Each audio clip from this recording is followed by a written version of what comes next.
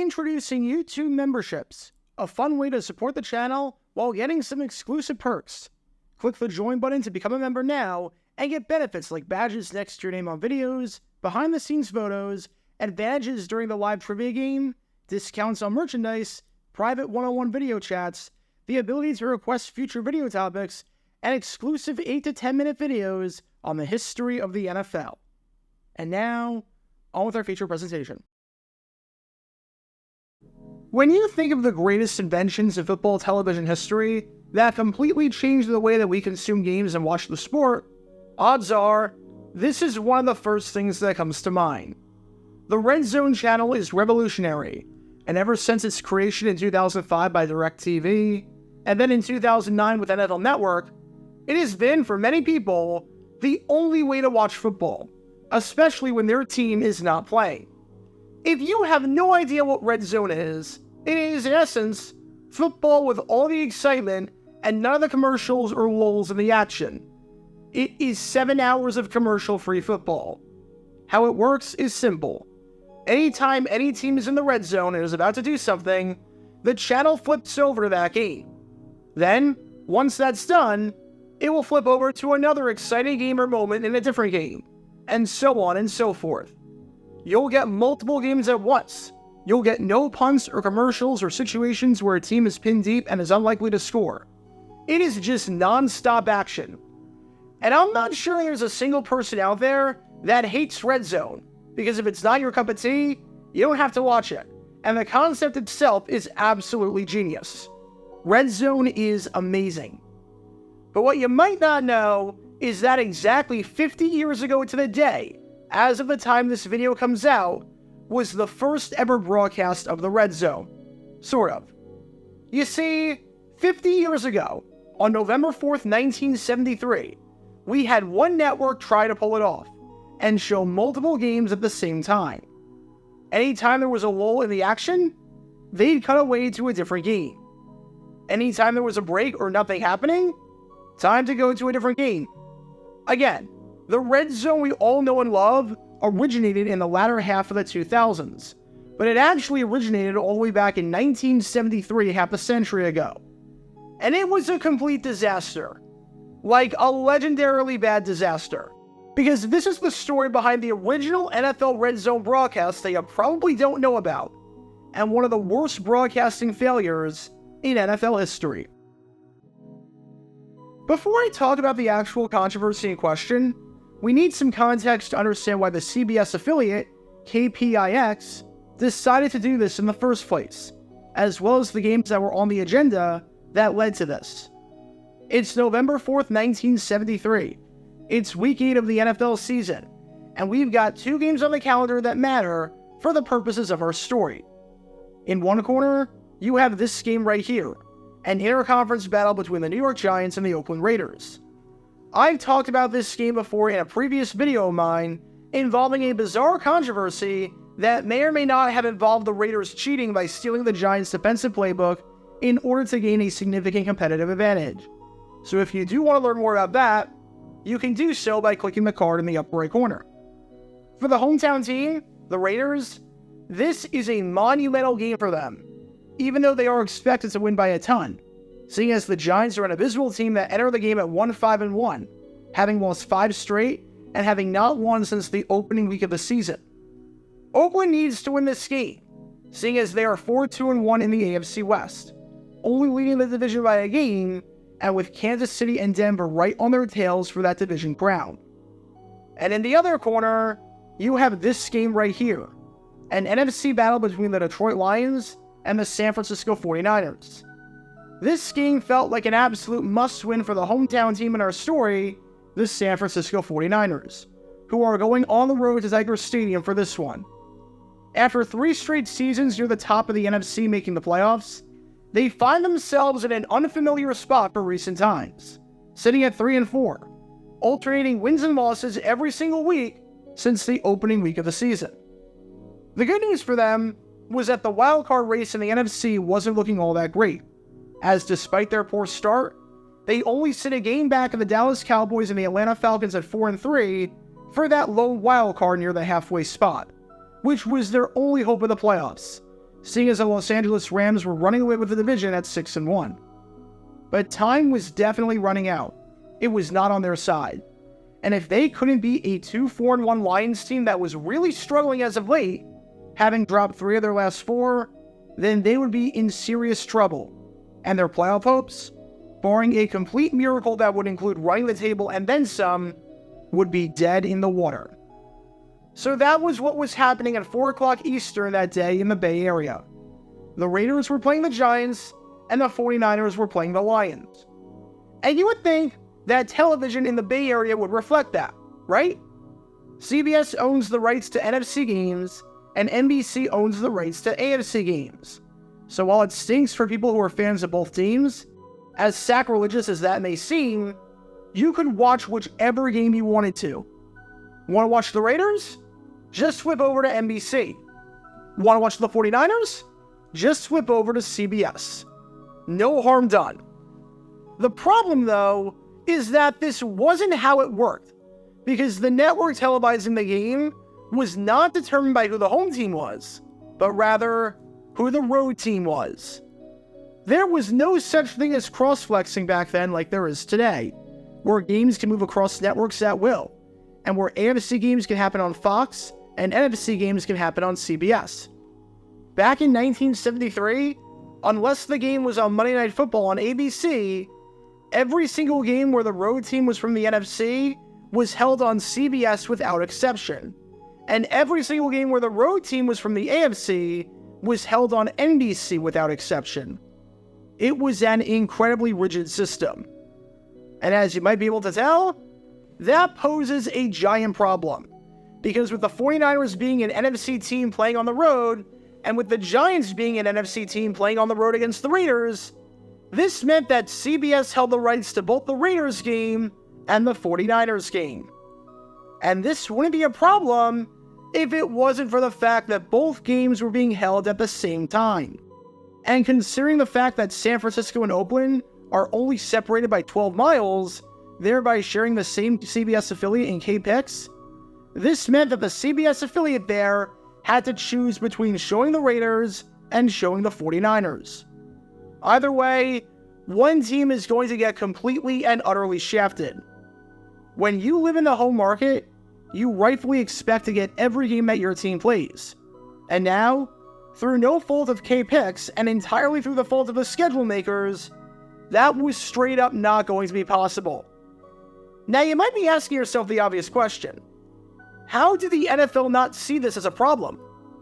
Couldn't the NFL have easily avoided this and had the Lions-49ers game take place at 1 o'clock Eastern? How did no one catch this when the schedule came out? Well, just a few days before the season started, this wouldn't even have been a problem. So I can't necessarily blame the NFL schedule makers for this oversight. Literally days before the 1973 season, the television rules for how the NFL was shown were changed. Before 1973, and heck, even by Labor Day of 1973, well after the schedule came out, blackout rules meant that every single game that takes place at home was blacked out, regardless of whether the game sold out or not. This meant that this wouldn't have been an issue, because the Raider game, even if it did sell out, would not be able to be shown in the Bay Area. Unless you were physically at the Oakland Coliseum, you were straight out of luck. There were a bunch of reasons for this policy, mainly the concern that people wouldn't come to games if they were being shown on television, since football is such a great TV sport, and since the NFL really relied on in-gate revenue back then. So for Week 8, this was supposed to be super easy. The CBS affiliate was going to show the 49ers-Lions game, because the 49ers were on the road, and they had to show that game since they were the local team. And they were not going to show the Raiders-Giants game, because the Raiders were automatically blacked out by virtue of playing at home. However, just 2 days before the season started, everything got flipped on its head when Congress passed a bill that eliminated the blackout policy in its current format. Under the new rule, games could still be blacked out in the home market if they did not sell out. But if they did sell out, they had to be shown on television. You could no longer prevent a game from being shown on TV just because it was being played at a stadium close to you. And this meant that the Raiders-Giants game, which was sold out, had to be shown. So the NFL schedule makers did not just ignore this problem at all. This wasn't a problem when the schedule came out. It's like blaming someone who back in April 2001 scheduled their wedding to be on Sunday, February 3rd, 2002. You can't blame them for scheduling their wedding for Super Bowl Sunday, because how were they supposed to know that the Super Bowl would get pushed back a week due to the terrorist attacks on September 11th? So the NFL, simply put, could not avoid this. Now, why the league didn't just move the Lions game from 4 o'clock to 1 o'clock after the fact, I'm not sure. But this meant that K-Pix had a massive problem on their hands that 2 months ago, they did not foresee in the slightest bit. Which raises the question, you've got the rights to both of your hometown teams, and they're both playing at the same time, almost like a Giants-Jets situation. Which game do you show? You could pick one game and then sell the rights to the other game to an independent station, but K-Pix didn't want to do that and risk the possibility that their ratings take a nosedive if one of the games becomes uncompetitive. They were going to keep both games and figure this one out. And that's where K-Pix had a revolutionary idea. Let's show both games at the exact same time. Charlie Cohn, the promotion director at K-Pix, had the idea for this simulcast, and what would essentially be, at least to my knowledge, the first ever instance of something like a RedZone broadcast. This is where the origins of the RedZone come from, all the way back in 1973. How it would work was like this. Anytime there was a lull in the Raiders game, they'd flip to the 49ers game, and vice versa. So anytime there was a lull in the 49ers game, they would flip to the Raiders game. They were going to try and please both sets of fans.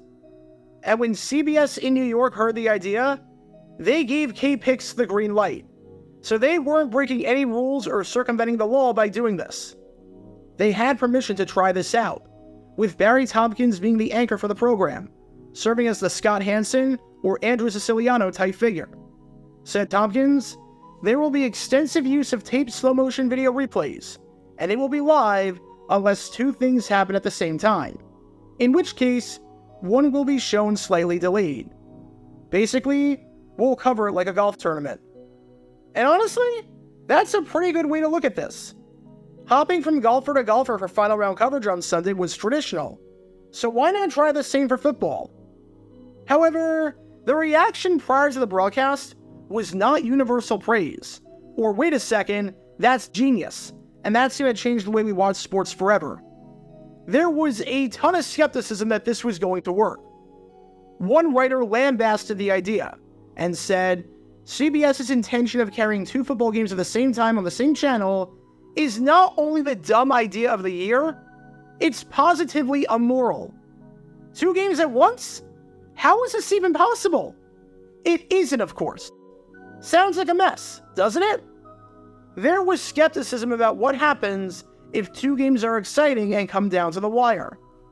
There was skepticism about the frequency in which the games would cut from one to the other, because they were going to alternate every play a lot of the time. There was skepticism that this wouldn't feel like football, and instead of just ticking off one fan base by not showing their game, you would tick off both fan bases by not showing the entirety of their games. Alan Frank, the executive producer at K-Pix, said that for this to work, well, obviously, we need some luck. But my own personal opinion is that it can be a very exciting thing. The fans can get full action all the way. There won't be any dull spots. When there's a dull spot, we can cut away to the other game. But this was the game plan. A highly controversial game plan, but the game plan nonetheless. 2 games at the same time. A revolutionary and crazy idea for 1973, but an idea that, if it worked, would have changed the game forever. Instead, well, it was a complete and utter disaster. There's a reason that the actual RedZone didn't come into play until 2005, and that this wasn't attempted after 1973 for a long time as a completely separate thing, because the response to this was universally negative. For one, the switches were not clean in the slightest bit. with announcers being cut off mid-sentence, making it an incredibly jarring experience where you're trying to listen to whatever the heck the announcer is trying to say, and as he's trying to finish his thought, you have no idea how it ended because Tompkins is taking you to a completely different game. Number 2, the whole purpose of this broadcast was to not miss a moment of the action in either game, and that immediately failed when Oakland's first touchdown of the game was not shown, leaving viewers confused about what the score of the game was. And it's not like this touchdown was unpredictable, like a 75-yard touchdown on a punt return. This was a 5-yard touchdown run, so you expect a team to score from the 5-yard line and in.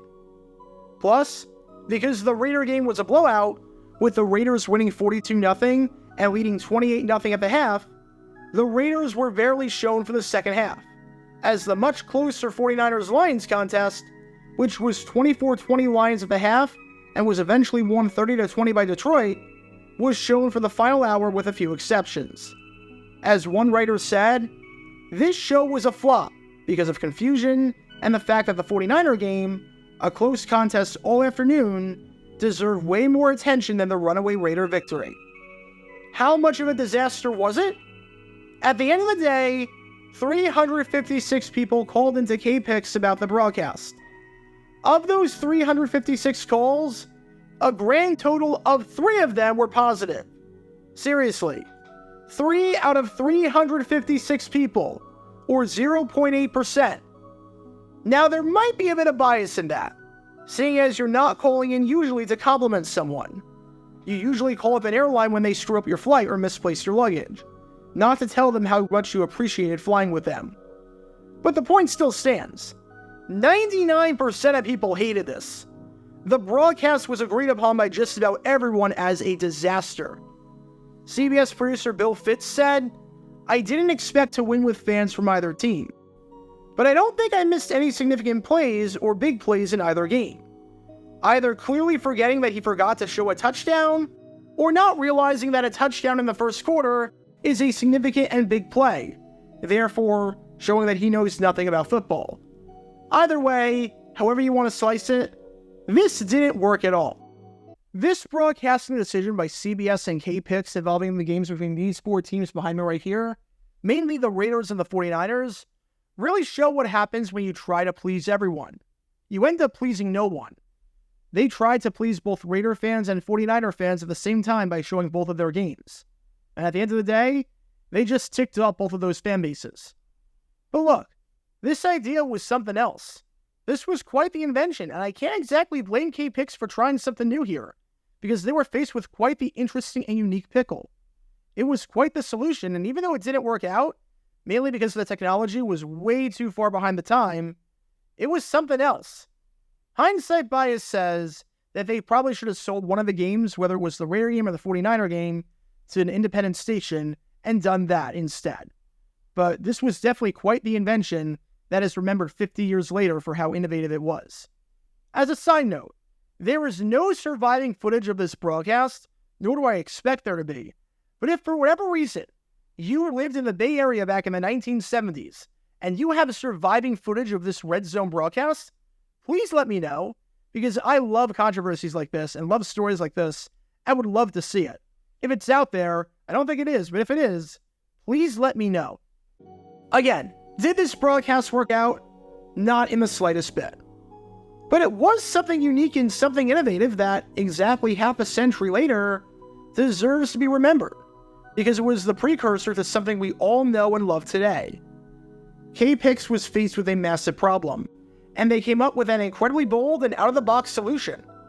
It didn't work, but I at least applaud the creativity, and the fact that they were definitely onto something, even if it wasn't quite all the way there yet. Because if you like the RedZone broadcast today, and that's the way you watch and consume football, you have a CBS affiliate in 1973 to thank for that. Because without them and their experimentation, we might not know a world without 7 hours of commercial-free football.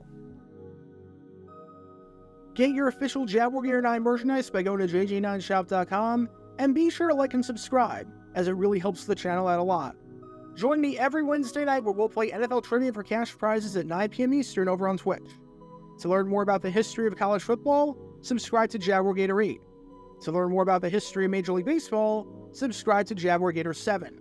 Also, special thanks to all of our Patreon supporters for helping out the channel. Your support is greatly appreciated. See how you can become a patron and request future video topics in the description below.